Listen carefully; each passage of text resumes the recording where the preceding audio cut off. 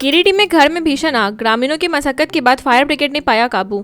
गिरिडीह जिले के भेलवा घाटी थाना क्षेत्र के झगड़ूडीह गांव में बीती रात मुमताज अंसारी के घर में अचानक भीषण आग लग गई। आग लगने के कारणों का अभी तक पता नहीं चल सका है। सूचना मिलते ही बड़ी संख्या में ग्रामीण मौके पर पहुंचे और डीजल पंप से आग बुझाने की कोशिश की, लेकिन आग ने विकराल रूप ले लिया। बाद में अग्निशमन वाहन और जेसीबी मशीन की मदद से घर के कुछ हिस्से तोड़कर आग पर काबू पाया गया। थाना प्रभारी ब्रिजेश कुमार पुलिस बल के साथ मौके पर पहुंचे। घटना में हुए नुकसान का आकलन किया जा रहा है। चरही थाना क्षेत्र में खुलेआम चल रहा अवैध कोयला उत्खनन और तस्करी का खेल, प्रशासन की नाकामी से बढ़ी चिंता। चरही थाना क्षेत्र में अवैध कोयला उत्खनन और तस्करी लगातार बढ़ रही है, लेकिन प्रशासन इसे रोकने में असफल नजर आ रहा है। इलाके में कई अवैध कोयला डिपो चल रहे हैं, जिनमें बाहर के लोग भी शामिल बताए जा रहे हैं। मोटरसाइकिल, साइकिल और ट्रैक्टर से सस्ते दाम पर कोयला खरीदा जाता है और माफियाओं को बेचा जाता है। कबाड़ी दुकानों की आड़ में भी कोयले का कारोबार होने के आरोप हैं। इससे सरकारी राजस्व को नुकसान हो रहा है और अपराध बढ़ रहे हैं। फिर भी सीसीएल सुरक्षा, वन विभाग और पुलिस पर कार्रवाई न करने का आरोप लग रहे हैं। सीसीएल कोनार खास महाल परियोजना में सुरक्षा नियमों की अनदेखी, बड़े हादसे की आशंका से मजदूरों में डर।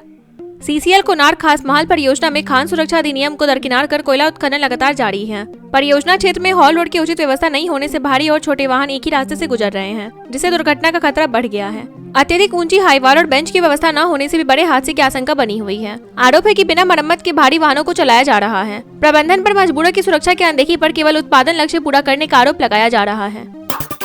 मनरेगा में बड़ा फर्जीवाड़ा उजागर, कैदियों, मृत व्यक्ति और नाबालिग के नाम पर निकाली गई लाखों की मजदूरी। पलामू जिले के तरहसी प्रखंड की गोईदी पंचायत में मनरेगा योजना में बड़े घोटाले का आरोप लगा है। ग्रामीणों के अनुसार जेल में बंद कैदियों, 8 साल पहले मृत व्यक्ति और एक नाबालिग छात्रा के नाम पर मजदूरी दिखाकर लाखों रुपए निकाल लिए गए। आरोप है कि रोजगार सेवक, पंचायत मुखिया और अधिकारियों की मिलीभगत से फर्जी जॉब कार्ड बनाए गए और जेसीबी से काम कराया गया। कमीशन खोरी का भी आरोप है। ग्रामीणों ने उपायुक्त से उच्च स्तरीय जाँच और दोषियों पर सख्त कार्रवाई की मांग की है। पशु तस्करी का विरोध करने पर ग्रामीणों को पिस्टल से धमकाया, वीडियो वायरल होने से मचा हड़कंप। गढ़वा जिले के धुड़की थाना क्षेत्र में पशु तस्करी रोकने पर कुख्यात अपराधी खुरस्तर अंसारी ने ग्रामीणों पर पिस्टल तान दी। यह घटना झारखंड यूपी सीमा पर हुई, जिसका वीडियो सोशल मीडिया पर तेजी से वायरल हो रहा है। ग्रामीणों ने पशु तस्करी की सूचना पुलिस को दी थी, लेकिन पुलिस के पहुंचने से पहले आरोपी फरार हो गया। एसपी अमन कुमार ने वीडियो की पुष्टि करते हुए आरोपियों की गिरफ्तारी के निर्देश दिए हैं। घटना के बाद इलाके में दहशत का माहौल है और ग्रामीणों ने सख्त कार्रवाई की मांग की है। चुनाव से पहले बंगाल को निशाना बनाने का आरोप, ममता बनर्जी की याचिका पर सुप्रीम कोर्ट सख्त, चुनाव आयोग को नोटिस।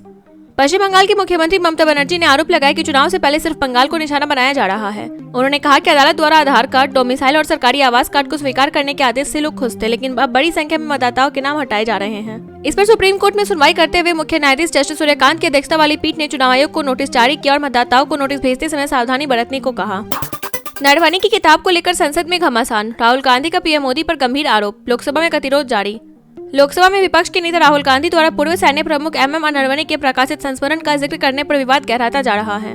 बुधवार को राहुल गांधी किताब की एक प्रति लेकर संसद पहुंचे। उन्होंने दावा किया कि यह किताब विदेश में प्रकाशित हो चुकी है, लेकिन भारत में अनुमति नहीं दी जा रही। राहुल ने आरोप लगाया कि जब चीन के टैंक सीमा की ओर बढ़ रहे थे, तब नरेंद्र मोदी ने जिम्मेदारी नहीं निभाई।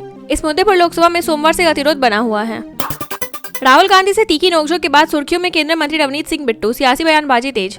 प्रधानमंत्री नरेंद्र मोदी सरकार के तीसरे कार्यकाल में रवनीत सिंह बिट्टू केंद्रीय रेल राज्य मंत्री और राज्यसभा सांसद भी हैं। वह पंजाब के पूर्व मुख्यमंत्री बेअंत सिंह के पोते हैं, जिनकी 1995 में मानव बम विस्फोट में हत्या हुई थी। लोकसभा में नेता प्रतिपक्ष राहुल गांधी से तकरार के बाद बिट्टू एक बार फिर चर्चा में आ गए हैं।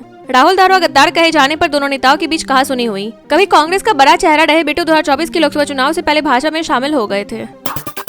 सुनेत्रा पवार के हाथ होगी पूरी पावर, डिप्टी सीएम बनी और अब अध्यक्ष पद भी संभालने को तैयार। एनसीपी के राजनीतिक कलिवारों में लंबे समय से चर्चा थी कि पार्टी का राष्ट्रीय अध्यक्ष प्रफुल्ल पटेल को बनाया जा सकता है, लेकिन अब यह पद सुनेत्रा पवार को मिलने की संभावना ज्यादा जताई जा रही है। खुद प्रफुल्ल पटेल ने इन अटकलों को खारिज करते हुए कहा है कि पार्टी के अधिकांश नेता चाहते हैं कि सुनेत्रा पवार ही राष्ट्रीय अध्यक्ष बने। माना जा रहा है कि इसे एनसीपी में सुनेत्रा पवार की भूमिका और मजबूत होगी और पार्टी संगठन को नया दिशा मिलेगी। भारत चीन व्यापार में रिकॉर्ड उछाल, 2025 में 155 अरब डॉलर पार, आत्मनिर्भरता के विजन पर दिखी समानता। भारत अमेरिका ट्रेड डील की चर्चाओं के बीच चीन की ओर से सकारात्मक संकेत मिले हैं। भारत में चीनी राजदूत सू फेइंग ने बताया कि भारत चीन द्विपक्षीय व्यापार 2025 में बढ़कर 155 अरब अमेरिकी डॉलर के रिकॉर्ड स्तर पर पहुंच गया है, जो पिछले वर्ष से 12% अधिक है। उन्होंने कहा कि चीन को भारत का निर्यात भी 9.7% बढ़ा है। सू फेइंग ने कहा कि चीन की आत्मनिर्भरता नीति और भारत के आत्मनिर्भर भारत विजन में समानता है। वहीं चीन के सद्भाव की दुनिया की सोच भारत के वसुधैव कुटुंबकम से मेल खाती है।